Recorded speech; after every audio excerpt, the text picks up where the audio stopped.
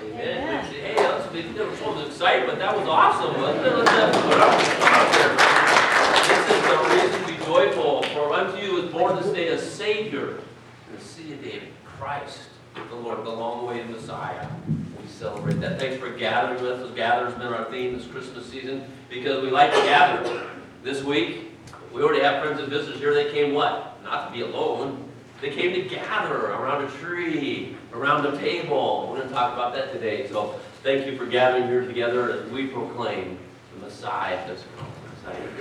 So much to be thankful for. So much to be joyful for during this season. I know sometimes it's not a joyful season. But man, when Christ is ruling in your heart, there's no reason not to be joyful. So thanks for singing with us. We've got more songs coming up. And I hope you enjoy this morning. We're going to take a look at a different type of Christmas story. And one that you may or may not be familiar with. So we'll get into that in a little bit. But just a couple things. We have a Christmas Eve service. It's going to be really neat. We're going to set it up different again this year. It'll be in the round. It'll be really nice in here. Just a quiet, reflective, inspiring evening. Just a reflective time. It's candlelight communion. We'll be part of that. Again, invite your friends. 5 o'clock on Christmas Eve. And so join us for that. I mentioned last week I invited a friend. We talked fishing before. I said, hey, how's church? And I said, good. Why don't you come to Christmas Eve service? He said, okay, I'll come. Easy as that. Easy as that. Invite. We have lots of reasons to invite. We need to become an inviting church. So 5 o'clock, Christmas Eve, and it'll be an enjoyable night. Bring your families with you. Your bulletin is full of all sorts of information. You can read through that and do that. One thing I want to announce that we just received news that Andy Kohler and his wife Genesis, they are missionaries in Ireland. They will be returning to the States permanently in March. So they're wrapping up their 8 years in Ireland. Number of reasons. Partly Genesis had that heart attack and some different things. And so in March they will be living in Mattoon, Illinois, pastoring a small church there. So we can maybe do something to celebrate their years of service, send a card or whatever. But we rejoice that God used them for a long time and He'll continue to use them. But we wanted you to be aware of that. We're going to pray for offering, and if you would bow with me, let's just ask God to bless that. Dear God, we gather together, not as individuals, but as a body, a movement. And just as the wise men brought their gifts, we bring our gifts to you. You blessed us, and so in return, we want to be generous givers with you. We pray that this offering would be used to further your kingdom. We pray in Jesus' name.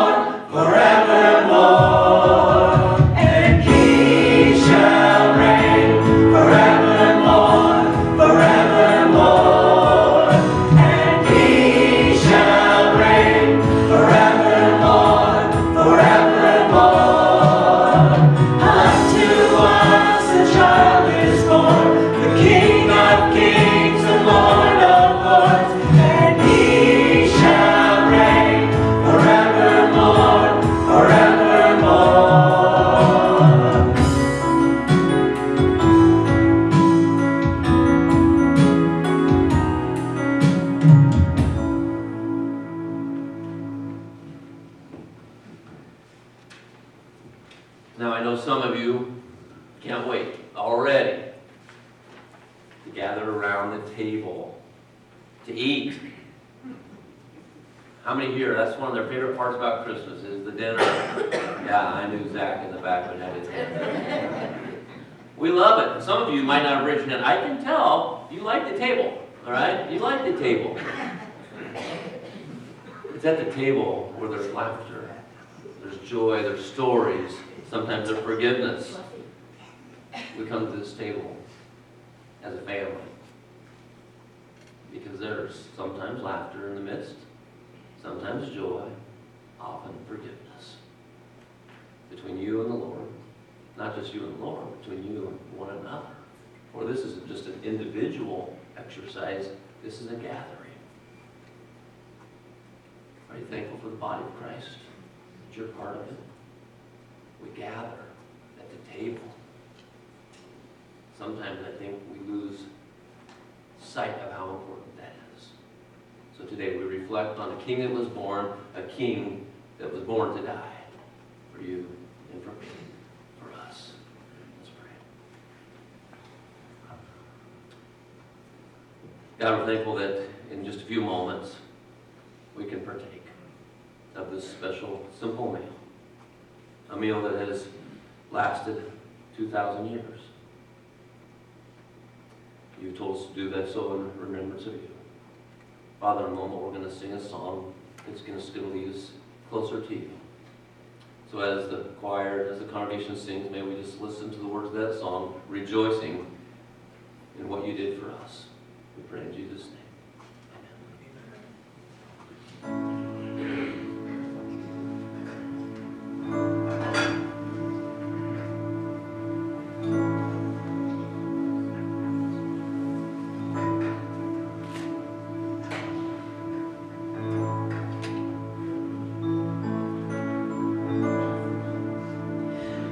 Great the chasm that lay between us,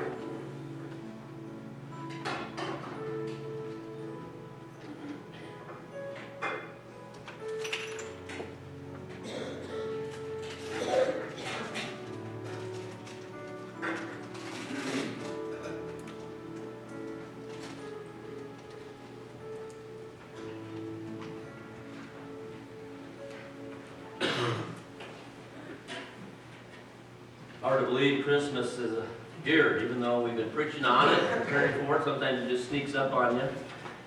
As I appreciated the trumpets earlier today, is reminding me of my brother and I played the trumpet when we were younger, and it was our tradition for 1 or 2 years. I don't know if you can have a tradition in 1 or 2 years, but we woke the whole house up at 4 in the morning on Christmas morning, playing the Nebraska Cornhuskers fight song.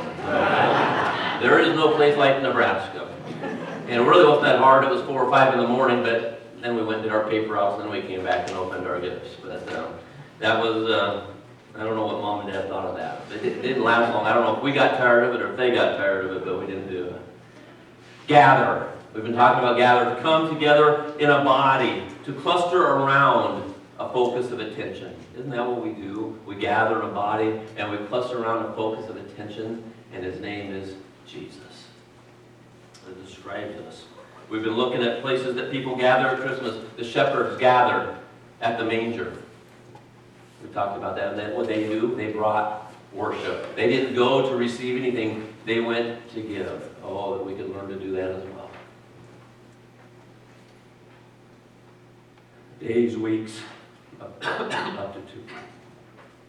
to 2 years later, the wise men, the magi, the stargazers, followed the star 900 miles from Persia, modern day Iran. They brought gifts, expensive gifts, probably not in tiny boxes of gifts. They were generous. Last week we were talking about generosity and how maybe you've taken steps in your life to grow, and I shared how I went from selflessness to continuing to grow in generosity. And it took some time before that Bible truth thinking is better to give than to receive. I don't know when that was for you, but I remember it well in my life when that verse became a reality. So we gather. Today we talk about gathering at the table.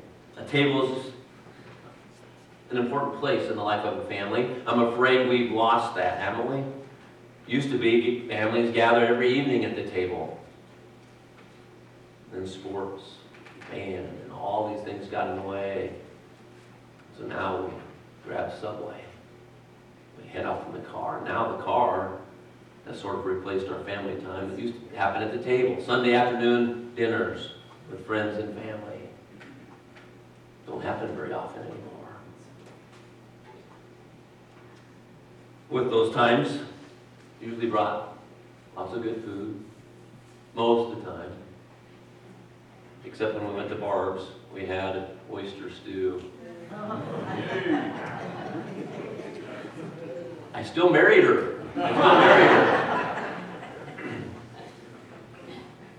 Good food, lots of laughter at the table usually.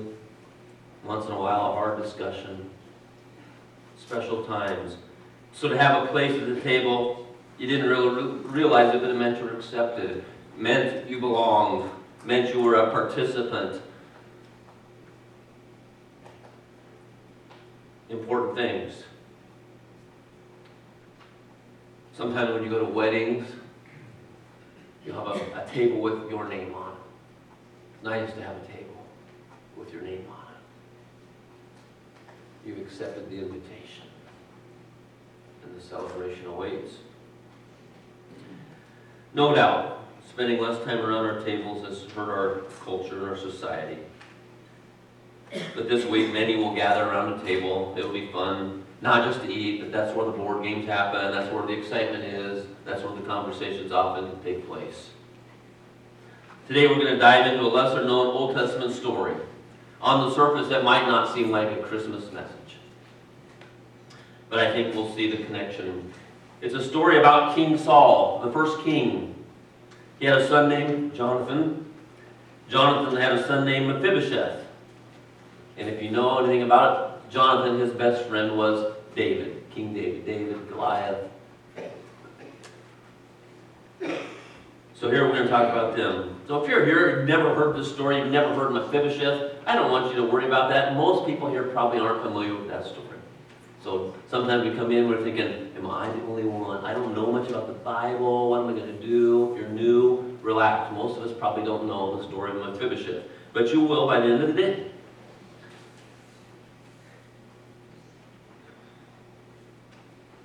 I think it's a story that we all can relate to.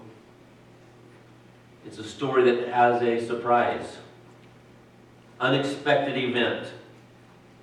And boy, can't we relate to that? Surprises. Sometimes we like surprises, sometimes we don't. Christmas surprises were pretty good. Moms and dads were pretty good at surprising us sometimes. But that's life. Sometimes you have unexpected surprises. If you have kids, guess what? You have more surprises than the rest of us. If you have kids, you have daily surprises. Saul was king of Israel, the very first king. He was chosen because he was big and strong and handsome. And that's sort of the way we think a king should be. And God said, okay, if that's what you want, that's what you get. And Saul ruled. But he was going to lose his kingship to a younger man, smaller man named David.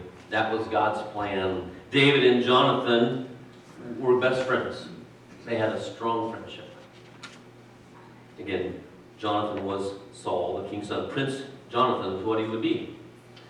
But Jonathan knew that David had been anointed, that he would get the kingship, and he was sort of okay with that. And that meant him not being prince, that was okay. Saul wasn't so happy about that. He didn't want to lose the kingship. He wanted to keep it in the family. And Jonathan had this son named Mephibosheth. Mephibosheth is 5 years old. He's outside playing, and the news comes to him that Grandpa and Dad had been killed.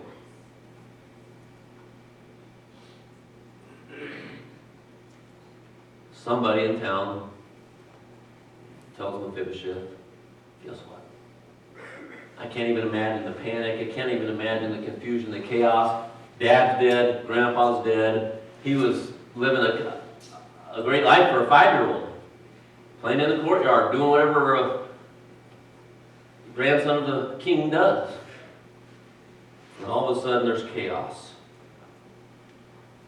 Tears as he received the news that Grandpa and Dad are dead. Some of you have received news like that. It's not easy for anyone, let alone a 5-year-old. I remember one of the most difficult evenings of my life was when I had to go tell a dad and a daughter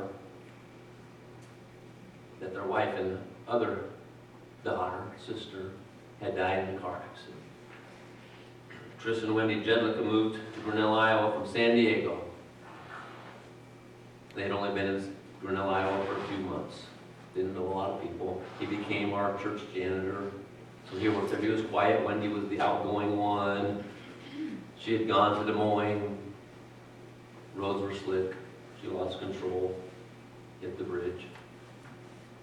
They had moved like this.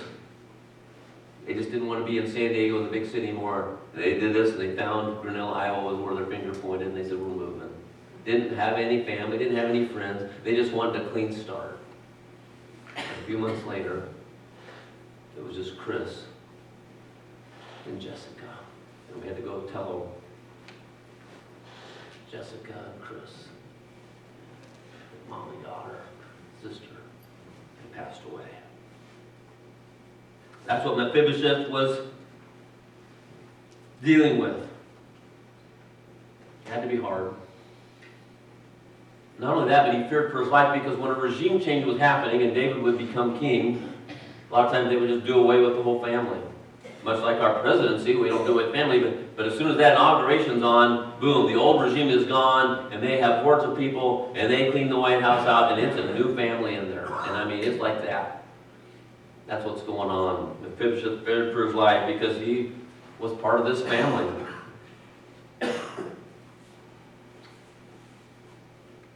So they fled.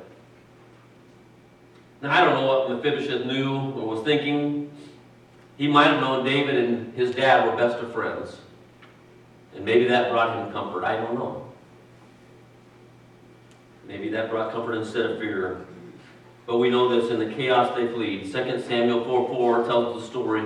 Jonathan, the son of Saul, had a son who was crippled in his feet. He was 5 years old when the news about Saul and Jonathan came from Jezreel. And his nurse took him up and fled. And as she fled in her haste, he fell and became lame.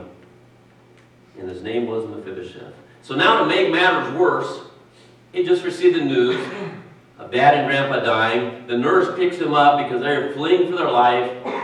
She trips and falls, or she drops him. We don't really know. He breaks his legs or something happens, and he's crippled for life. Unexpected events that life throws our way. Tragic. Makes no sense.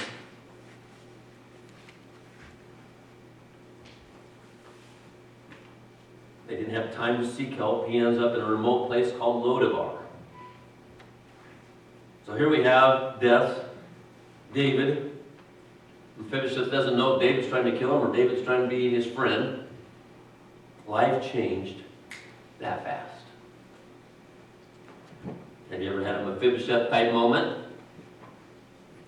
Went to the doctor, felt fine, but the report said otherwise.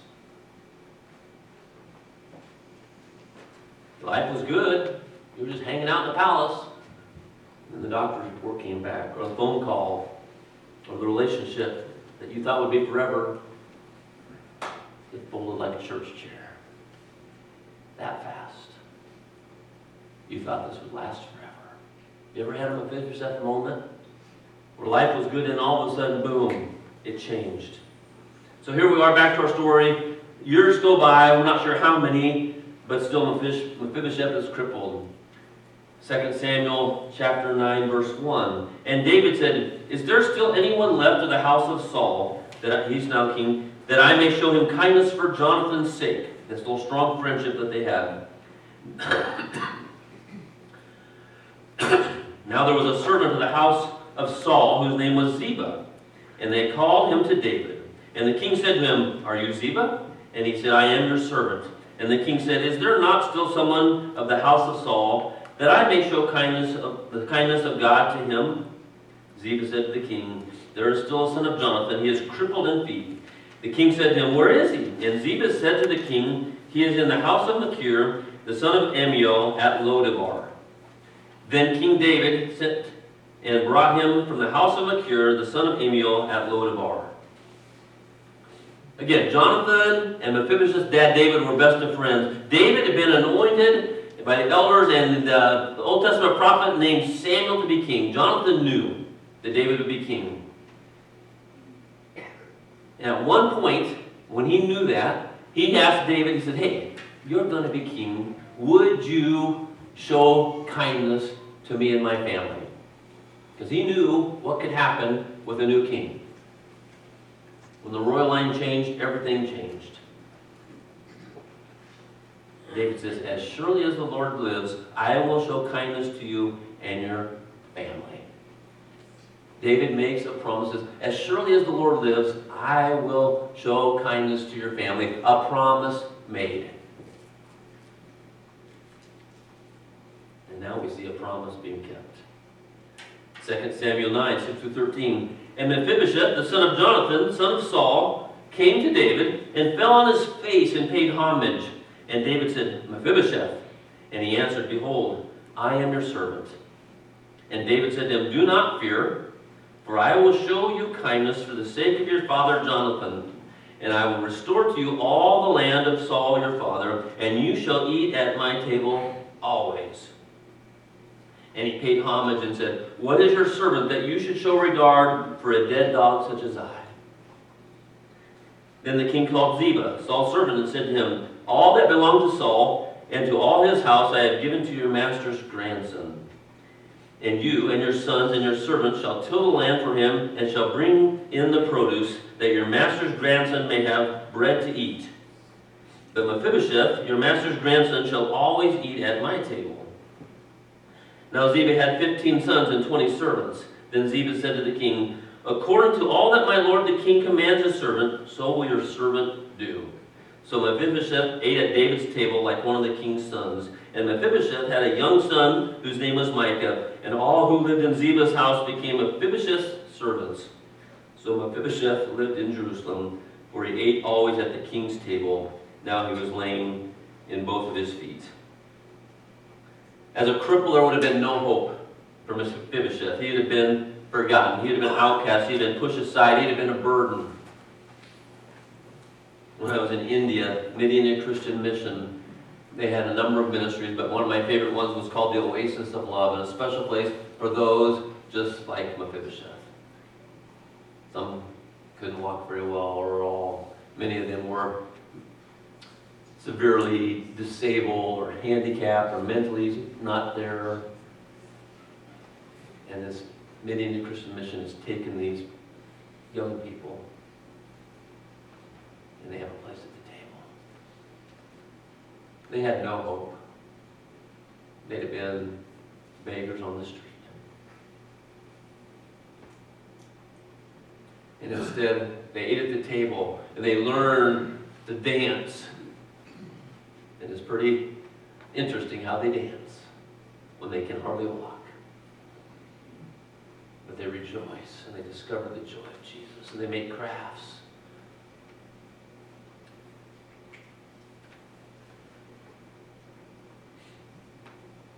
One of my memories in life that affects me to this day comes from the Oasis of Love. So here they are at Lodabar, a town. The name Lodabar meant house of no bread. This was desolate. This was not a good place to be. And the king sends for him. Mephibosheth was not even his real name. Originally it was called Meribal, opponent of Baal. But his name got changed to Mephibosheth, which meant son of shame, or shameful thing. What a great name. So he's been at Lodabar several years, just eking out an existence. And he's now grown up. Ziba, the servant, comes and delivers the news that David wants to meet up with you. I don't know what emotion that stirred in Mephibosheth, if that brought comfort or if that brought fear. Must have had some fear because David said, hey, don't be afraid. Is David going to be my friend or my foe? So the story takes a turn. David says, don't fear, for I will show you kindness because you and your dad, we were best buds. And I made a promise, and I'm here to keep the promise. So don't be afraid. Mephibosheth pays homage. Says, why should you do this for me? I am a dead dog. Mephibosheth felt worthless, unwanted, described himself as a dead dog, and now he's receiving a blessing from a king. Cool story. Ever been in a Lodabar type place? No bread. Spiritually, you're dead and dry. When we think about our lives, when we think about God, our thoughts begin to drift towards, I'm nothing to him. My lifestyle makes him angry. God would be displeased with the way I'm living. He doesn't want anything to do with me. We carry guilt. Sometimes for things our fault. Sometimes for things that we weren't even aware of. But somehow we conclude God is angry at me. Just wrong thinking. Maybe Mephibosheth was thinking about that with David the king. But he realized David was keeping a promise. I want to remind you, God's desire is to bless you, to restore you, to give you hope, and to tell you there's a place at the table for you. Mephibosheth has a big story change. It wasn't the first one. The first story change was a tough one. Death of dad and grandpa. And on top of that, dropped by his nurse. Thanks a lot. Crippled for life. Story changed. And now the story changes again. And God rewrites Mephibosheth's story. And now he has a place at the king's table. How cool is that? He now has Ziba and 35 servants at his disposal. How can you not like stories? We love stories like that, don't we? redemption, the underdog comes through, mercy. A little boy with a terrible beginning ends up victorious. Ever thought, maybe you don't even know where Mephibosheth, how are we like Mephibosheth? In many ways, we're broken and crippled too. For all have sinned, Romans tells us, for all have sinned and fall short of God's glory. We're crippled by our sin.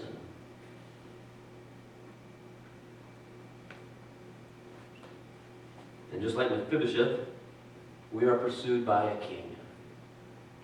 By the King of Kings and the Lord of Lords. A king that came to our world in the form of a baby. So that redemption and salvation are realities. A king on a rescue mission. Isn't that what Christmas is? A king on a rescue mission? To rescue people from sin? So that we can have a place at the table, even when we don't consider ourselves worth anything? We're like Mephibosheth says, who am I, God? You know what I've done. You probably do. You're probably angry. And you say, no. I come with good news of great joy. A king that pursues. I don't know how you came to Jesus or if you've come to Jesus. Did you come to Jesus pursuing him or did he pursue you? Maybe you were like Mephibosheth. You were out in Lodabar. You were sort of trying to stay away from the king because you knew what that might bring. And you were just trying to avoid God, and yet somehow he still found you.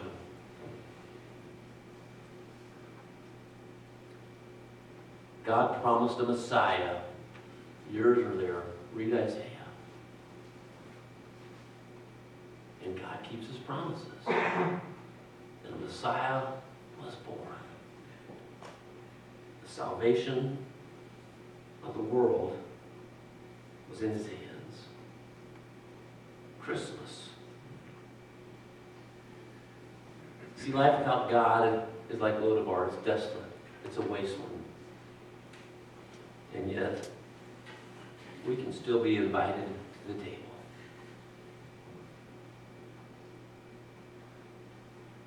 We already went to the table, this table,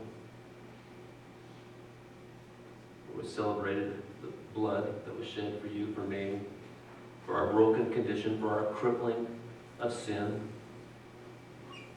And through that we're made whole. Again, we might think we're broken and useless. But God says you are chosen and you are invited to the table. The New Testament gives us some beautiful examples of what it means to be invited to the table. A banquet.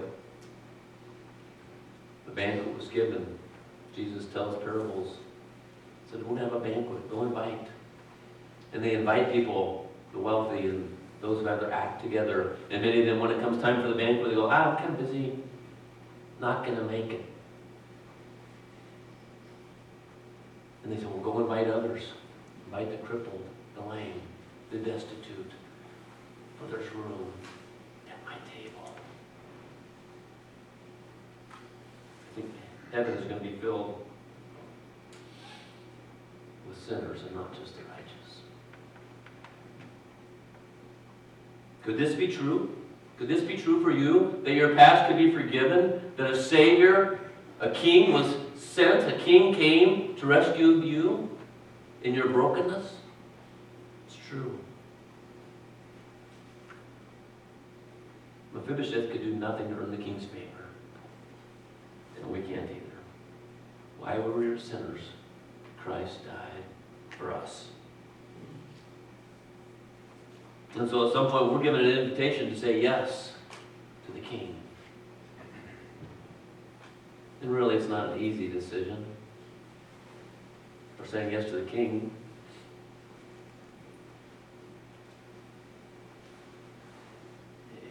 It's not a walk in the park to follow Jesus. The invitation is there to eat with the King.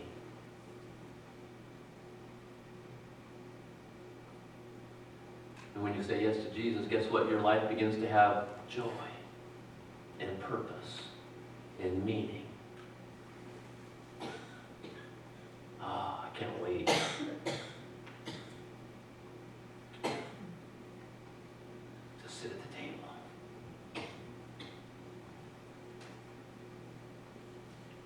you've never said yes to that invitation, I would love to talk to you one-on-one. What it means to say yes to Jesus. It's good to gather at the table. The invitation is for you. Can't imagine what it's going to be like in heaven. I just know I'm going to be there. Because a king came to earth for me and for you. For we were crippled. And he pursued us. And he kept his promise. Let's pray. Father, we're thankful that there is grace at your table. Remind us again this Christmas season how special it is that there's a place for us at your table in eternity. Father, we're thankful that you left heaven, came, you were fully man, fully divine at the same time.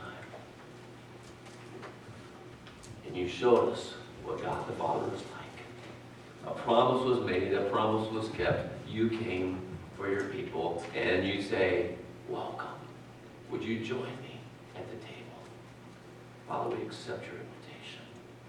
We pray these things in Jesus' name.